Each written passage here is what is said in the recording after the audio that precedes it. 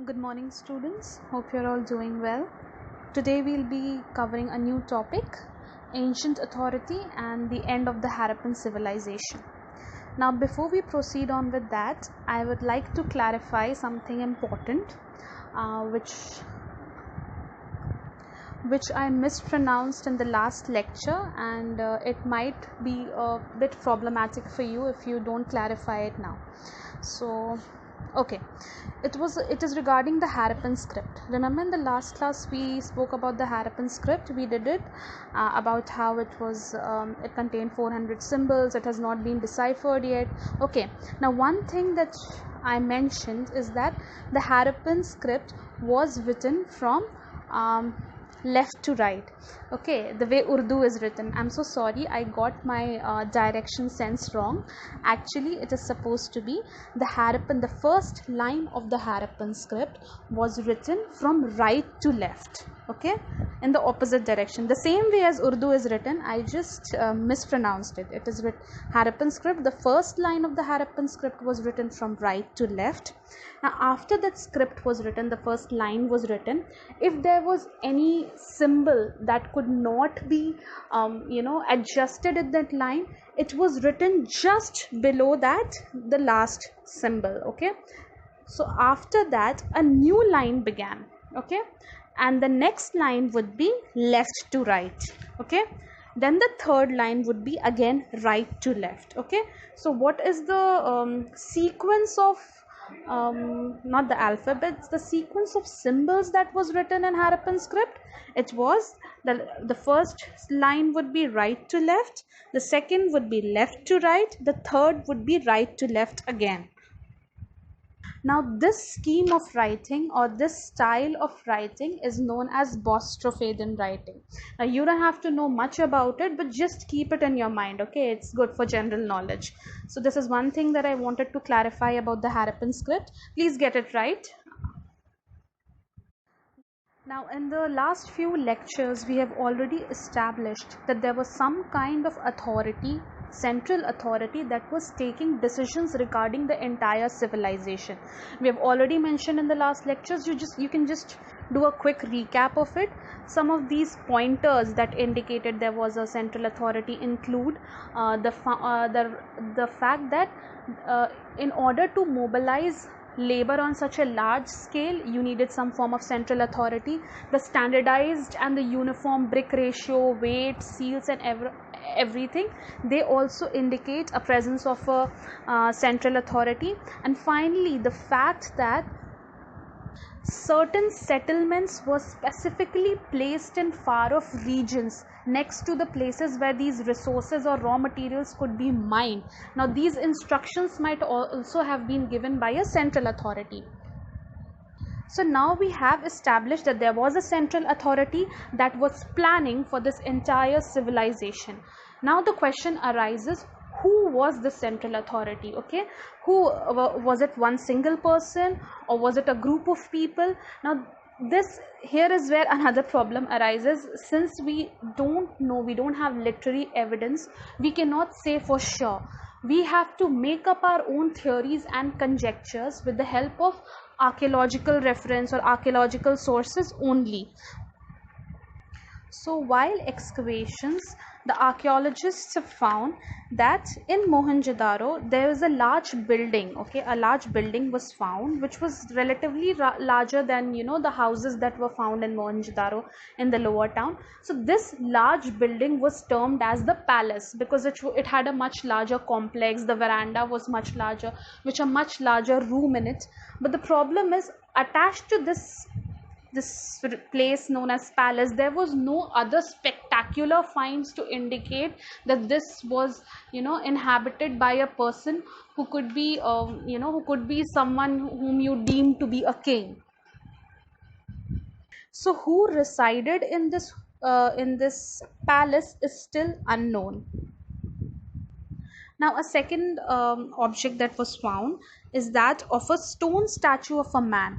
Now, this man, his attire, his entire headgear, and the attire, and the way his, the way his appearance suggests a very regal or a royal outlook.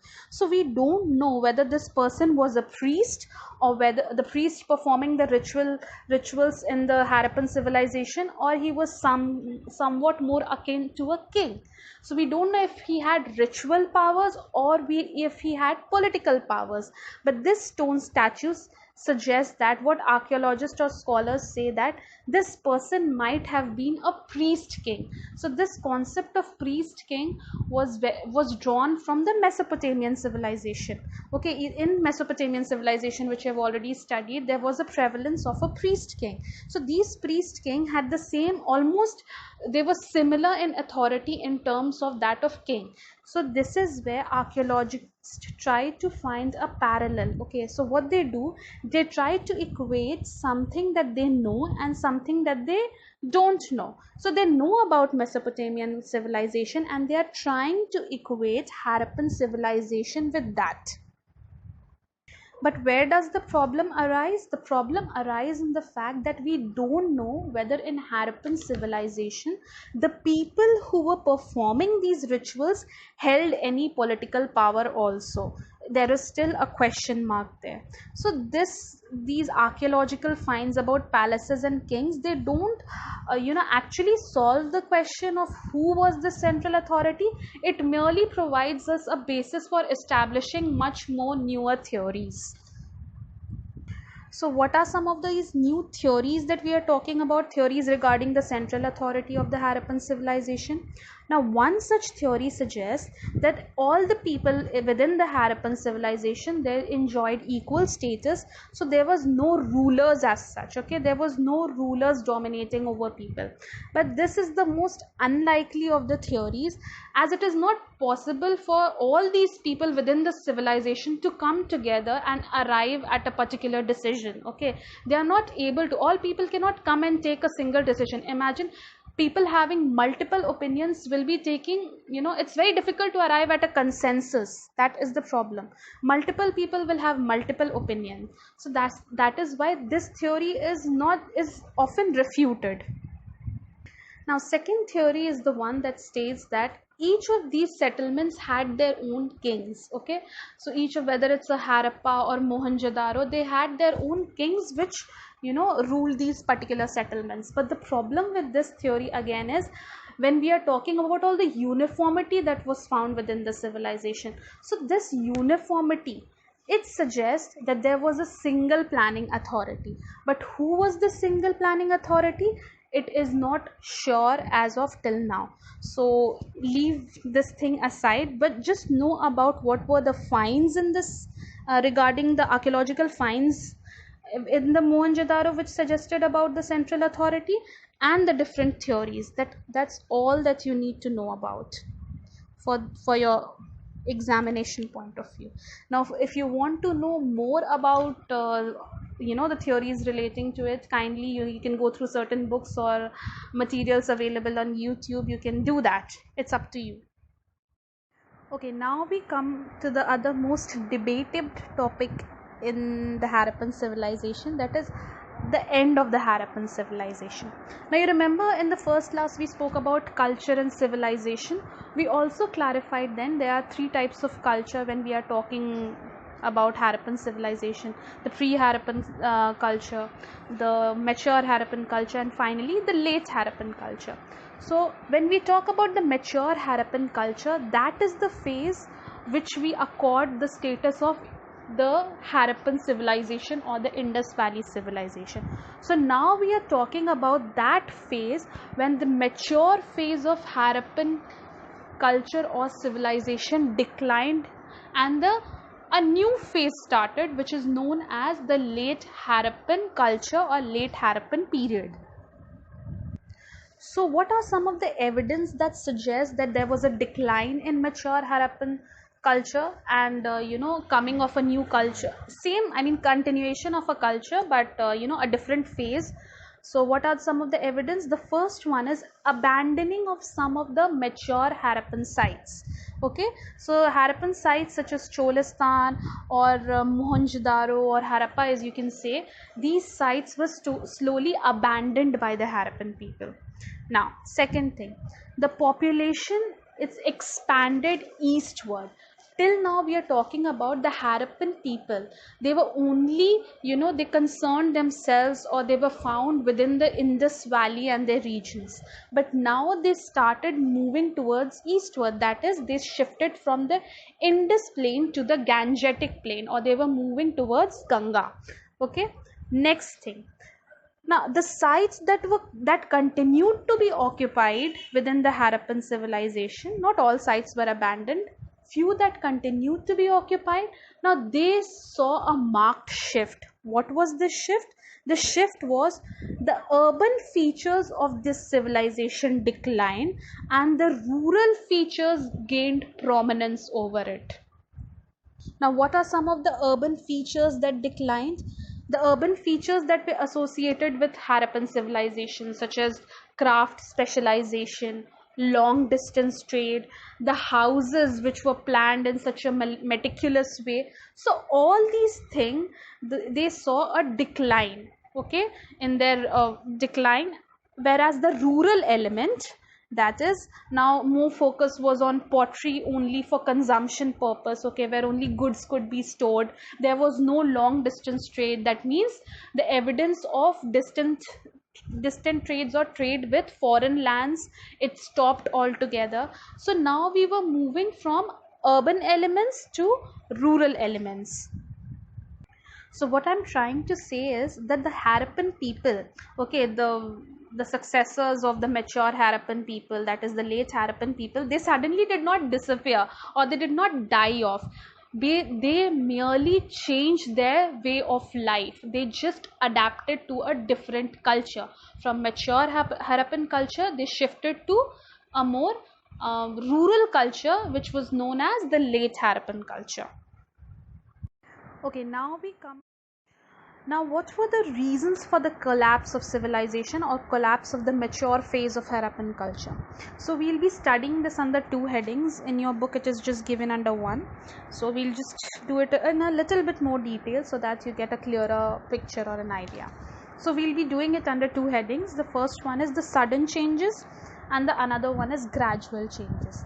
So, the theories regarding sudden changes suggest that the Harappan civilization or Harappan culture, the mature phase, it died or it collapsed because of certain features or certain changes that happened all of a sudden. Now, what are some of these changes? It is floods, recurring floods or recurring droughts. There might be even the river changing its course. And the last one you can call the invasion theory, the Aryan invasion theory. Okay, it is not given in the book because it has already been refuted. Okay, now the scholars or historians have already established that the Harappan civilization did not decline because Aryans came and invaded Harappans. No, this was not the case. This theory has been declined. But when initially when excavations were going on, this was one of the theories that had become very popular.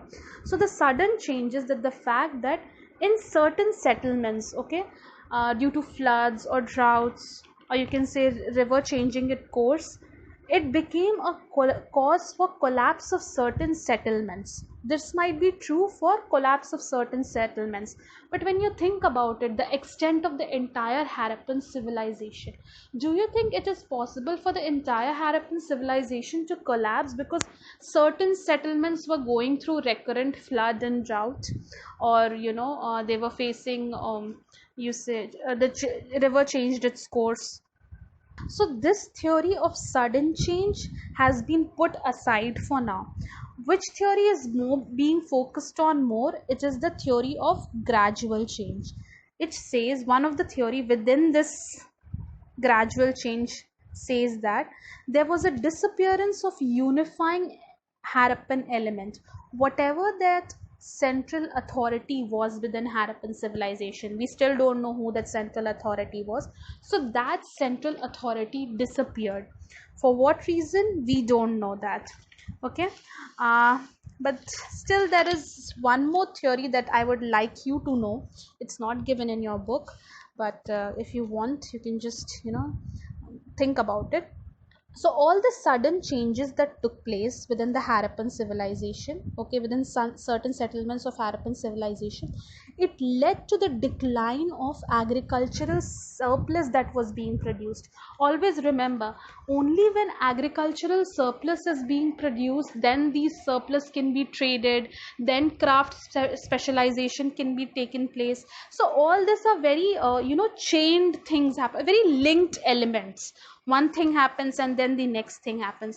So what this theory states once is that some settlements were not able to produce enough agricultural surplus, because of which trade declined. Once trade declined, the entire structure, this urban structure, collapsed. Think of it like a Jenga game, okay? And the keystone in that Jenga game is the agricultural surplus. So if you remove that keystone, the entire Jenga game falls down, the blocks or the pieces fall down. Same way, once the agricultural surplus was reduced, this entire structure where trade was declined, then the structures related to it declined, that led to the downfall of civilization. So this is one theory that you can know about, but since it's not given in your book, you don't need to write it, you just need to know about it. It's good that being students of history, you should know about some theories that are very much being talked about. So that is it for today. Go through your textbook, do the assignment questions that is being given to you,